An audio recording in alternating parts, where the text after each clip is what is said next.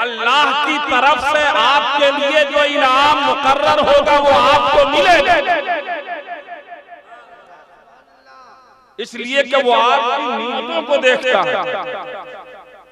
आपने मेरे लिए इस जलसे का एहतराम नहीं किया, महबूबे खुदा के लिए किया। महबूबे खुदा के महबूबे नजर मौला मुश्किल कुशा के लिए किया। मौला मुश्किल कुशा के फरजंदे अर्जमंद इमामैन हसनैन करीमैन, इमामैन हसनैन करीमैन के फरजंद और बेटे गौसो ख्वाजा के लिए किया। गौसो ख्वाजा के बेटे नसीम सरकार वसीम सरकार के लिए किया। दुनिया भर के सादात अल्लाह गनी, जब बंदा नबी का बेटा हो, हक है, सुभान अल्लाह, माशाअल्लाह। जब बंदा अली का बेटा हो, जब उसके रगों में खून हैदरी दौड़ रहा हो, बेशक, तो खुदा की कसम सिवाय मोहब्बत के, सिवाय मोहब्बत के और कोई काम को नहीं करना। बेशक, इसलिए कि सिर्फ और सिर्फ नबी की आल है, नबी की अहले बैत है, जिसकी मोहब्बत को अल्लाह ने मुसलमानों पर फर्ज किया। बेशक, सुभान अल्लाह, सुभान अल्लाह। ये गुलाम नबी है जिनका हम उर्स कर रहे हैं। बेशक, गुलाम नबी है, रूहानियत के पेशवा है, विलायत के बुलंद दर्जे पर फायद है। गुलाम नबी है, तसर्रुफ के शहंशाह है। गुलाम नबी है, हम सब पर अपनी मदद की साहिबान को जारी और सारी रखते हैं। इनकी चौखट पर पहुंचते हैं, हमारी मुरादें पूरी होती है। हम इनकी दहलीज को पहुंचते हैं, हमारी मिन्नतें पूरी होती है। हम इनके दरबार में हाजिर होते हैं और हमारे जो इरादे होते हैं वो पूरे किए जाते हैं। ये इनका करम है, ये इनकी मेहरबानी है। देता तो अल्लाह ताला है, सब कुछ तो अल्लाह ताला का है, लेकिन ये हमारे लिए वसीला बन जाते हैं। एक ही मैं अर्ज करना चाहूंगा, जब नबी के गुलाम, जब नबी के गुलाम में इतना पावर होगा तो जो नबी की औलाद होगा कितना पावर होगा। नारे तकबीर, नारे रिसालत, नारे हैदरी, नारे गौस। कोई हो मुत्तकी व आलिम व ज़ाहिद ज़माने में, मुत्तकी यानी परहेजगार, आलिम यानी बहुत जानने वाला, फाजिल हर तरह के इल्म पर उबूर रखने वाला। कोई हो मुत्तकी व फाजिल हो, आप दे दे, मगर आले मोहम्मद के बराबर हो नहीं सकते, मगर आले मोहम्मद के बराबर हो नहीं सकता। हमारे दूसरे बुजुर्ग हैदर शाह, ये दो बुजुर्गों का उर्स हो रहा है, हैदर अली शाह, असगर अली शाह, असगर अली शाह, ये अली का असगर है। बोलो भाई, असगर के माने जानते हैं ना? इसके माने आते, लफ्जी माना तो आएगा बहुत छोटा, बहुत छोटा। तो अली असगर,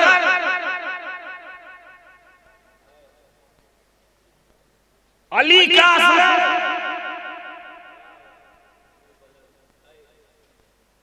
बंदा छोटा, लेकिन जिसका है,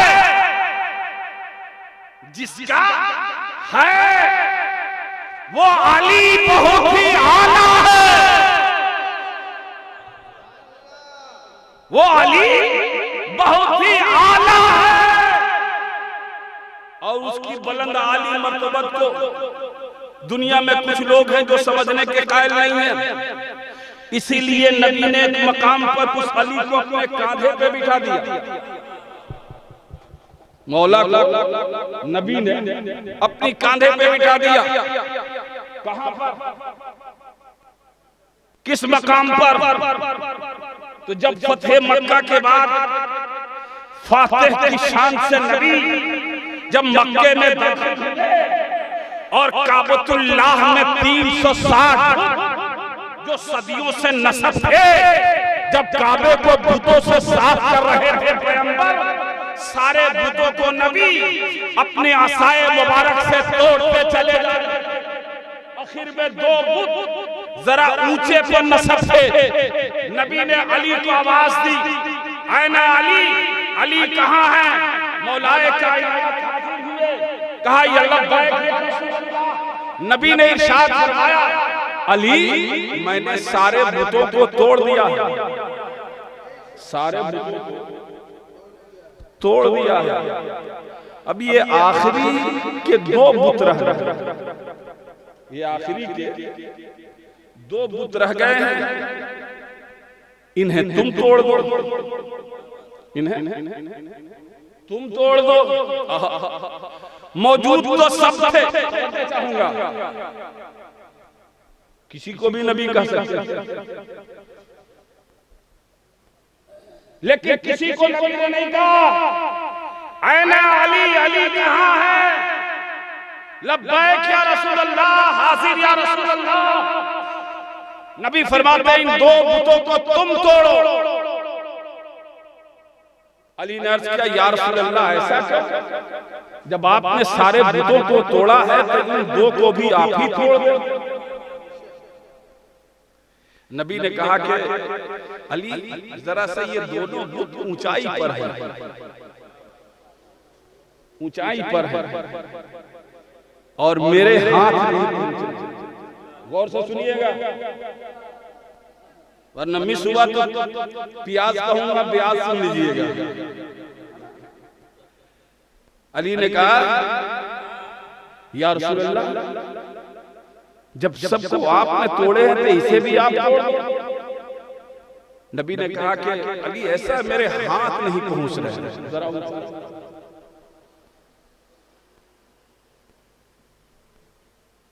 और अली कद में बढ़े।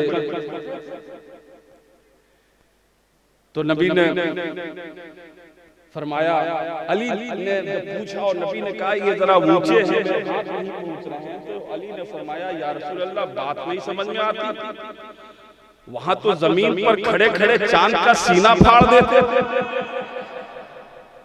और यहां कह रहे हो हाथ नहीं पहुंच रहे। फिर अली ने वहां पर एक अर्जी लगाई, अच्छा या रसूल अल्लाह ऐसा करते हैं कि मैं बैठ जाता हूं और मुझ पे आप सवार हो जाओ, और जिस तरह से सबको तोड़ा है इन दोनों को। नबी ने फरमाया, ए अली गरचे तू शेरे खुदा है, तूने सारी कायनात को अपने सीने तक उठाया है। वक्त नहीं है वरना वो वाकया भी, लेकिन ये अली ये बारे नबूवत है, ये नबूवत की बोझ तुम नहीं संभाल सकते, इसलिए आओ तुम मेरे कांधे पे सवार हो जाओ, आओ मेरे कांधे पे सवार हो जाओ और फिर इन दोनों बुतों को तोड़ दो। बहरहाल जब नबी ने फरमाया तो अली नबी के कांधे पे सवार हो गए। ये किसका कांधा है? दोषे पैगंबर का कांधा,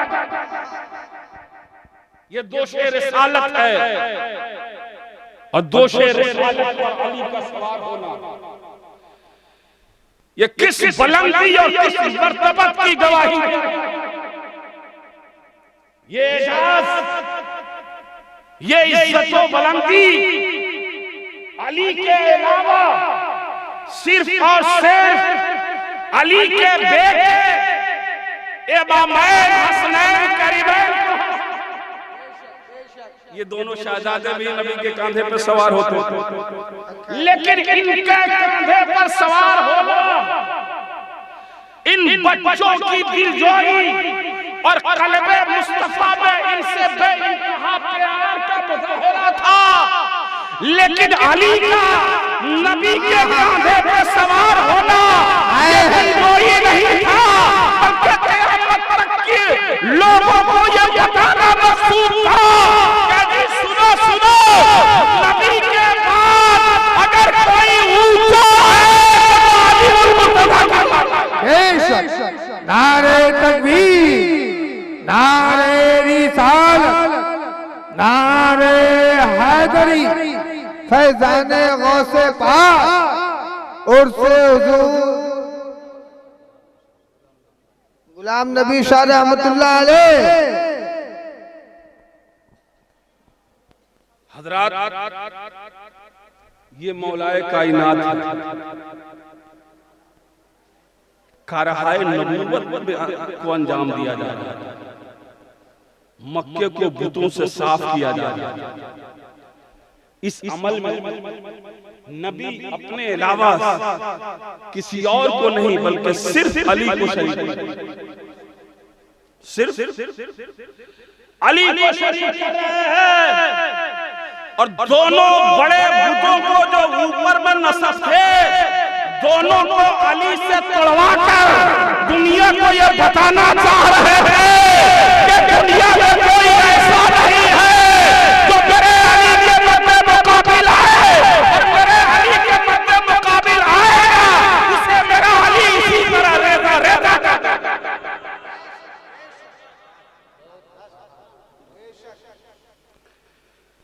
ये मौला अली मुश्किल कुशा की जात है, उसी जात से निस्बत है हज़रत बाबा असगर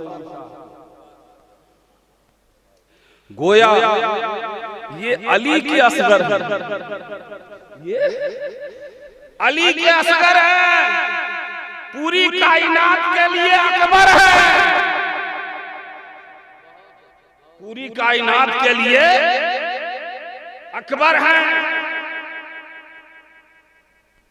मैं जब बैठा था और वक्त से जब मुझे बोलने का मौका मिलता तो बातें तो बहुत सारी आ रही थी, लेकिन अब फिर दोबारा हजरत गुलाम नबी शाह और हजरत असगर अली शाह अलैहि रहमत व रिज़वान बुलाएंगे तो हाजिर आऊंगा, तो इंशाअल्लाह इनकी मर्जी होगी तो आपकी खिदमत की जाएगी। एक मोटी सी बात सुन करके मेरे जरिए आप जाइए, मैं तकरीर न करके तकरीर का मगज़ देना चाहता हूं। हम मोमिन हैं, हमारे लिए सब कुछ मानना जरूरी है जो हमारी जमात अहले सुन्नत जिसकी तालीम हमें सरकार मुजाहिद मिल्लत अलैहिर्रहमान ने दिया, या छोटी सरकार या बड़े सरकार से हमारे बुजुर्गों ने दिया, वो सब हमें मानना है। लेकिन उस सब का निचोड़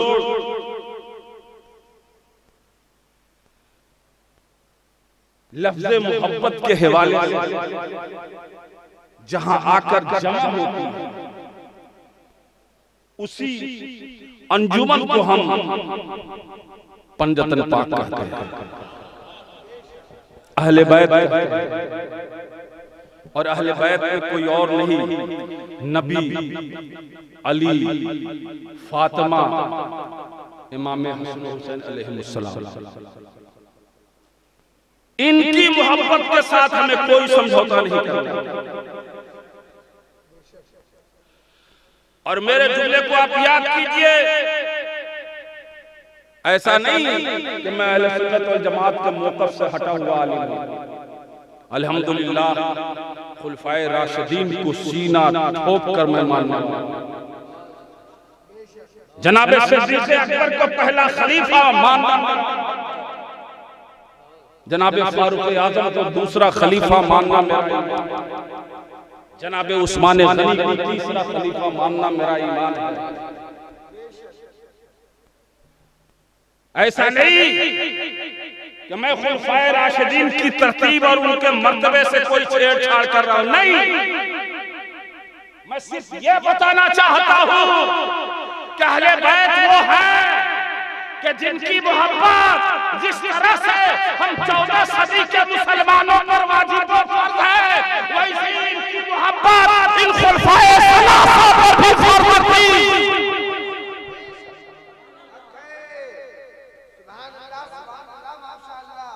ये मोहब्बतें अहले बैत में हमारे पेशे सलासा, बल्कि इन्होंने तो हमें सिखाया है कि हमें अली से करनी चाहिए। इन्होंने हमें बताया है कि हमें हसनैन से मोहब्बत कैसे। इसलिए दोस्तों, हम जब फसाइल और मरातिब देखते तो अल्लाह के वास्ते मैं अपने उलमा से भी गुजारिश करता हूँ कि अहले बैत के अंजुमन को अलग रखो। इसलिए मिनाई के पास आज वक्त नहीं है, वरना उसकी पूरी तफसील कर सकता है। मिनाई दलाइल की रोशनी में सारी कायनात तख्लीक हो रही है लफ्ज़े कुन से, लेकिन अहले बैत की तख्लीक लफ्ज़े कुन से नहीं है, बल्कि लफ्ज़े अहबाब। यानी अल्लाह फरमाता है मैंने चाहा तो इन्हें पैदा किया। बोलो भाई बोलो, मैंने चाहा तो इन्हें पैदा किया, और जिस वक्त चाहा उस वक्त कुछ भी न था, उस वक्त कुछ भी न था, सिर्फ अल्लाह अल्लाह की चाहत।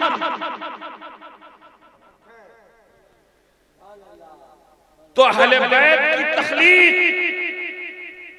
अहबब्तों से है, और सारी कायनात की तख्लीक कुन से है। अहबब्तो मुकद्दम है और कुन उस मुकद्दम की खबर है। लिहाजा ये औलिया,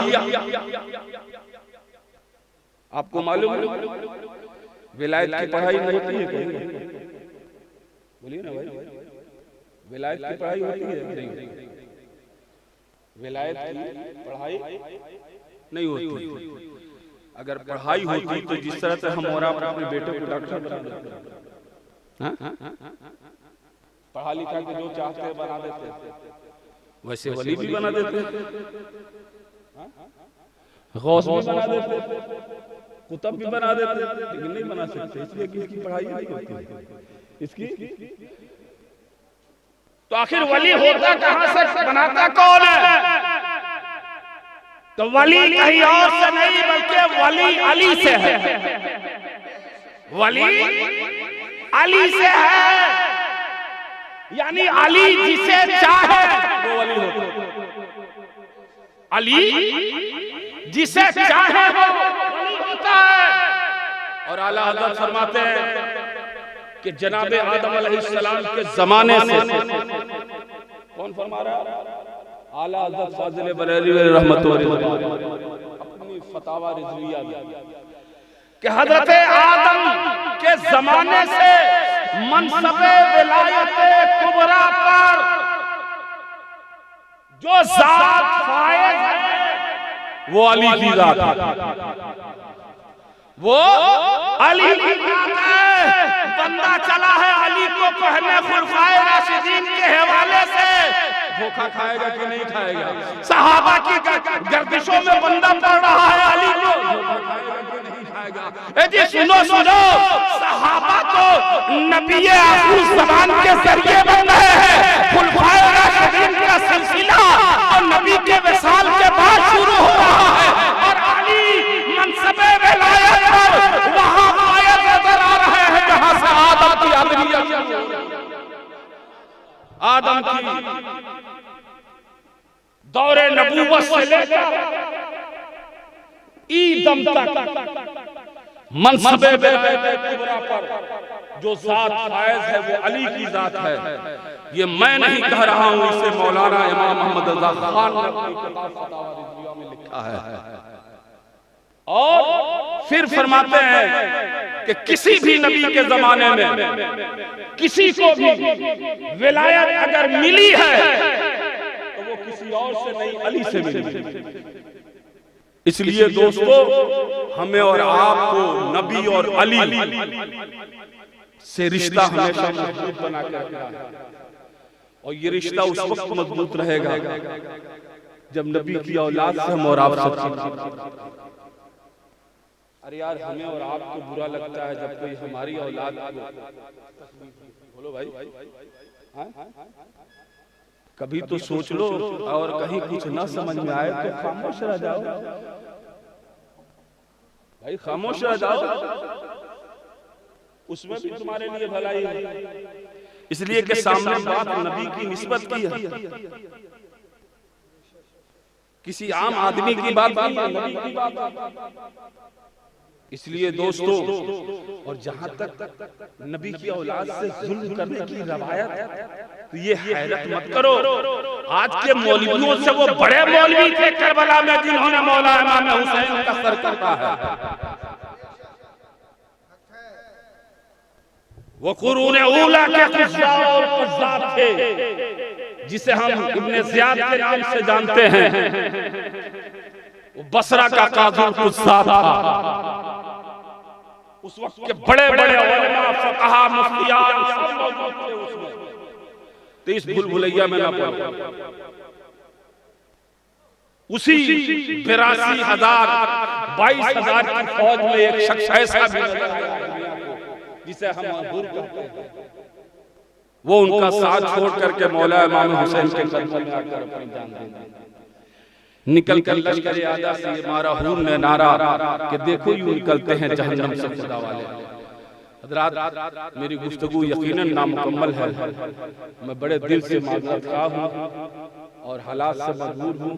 मेरी ट्रेन 11:45 की है, मुझे देवा शरीफ जाना है, लिहाजा मुझे आप इजाजत दीजिए, फिर इंशाअल्लाह हाजिर होंगे।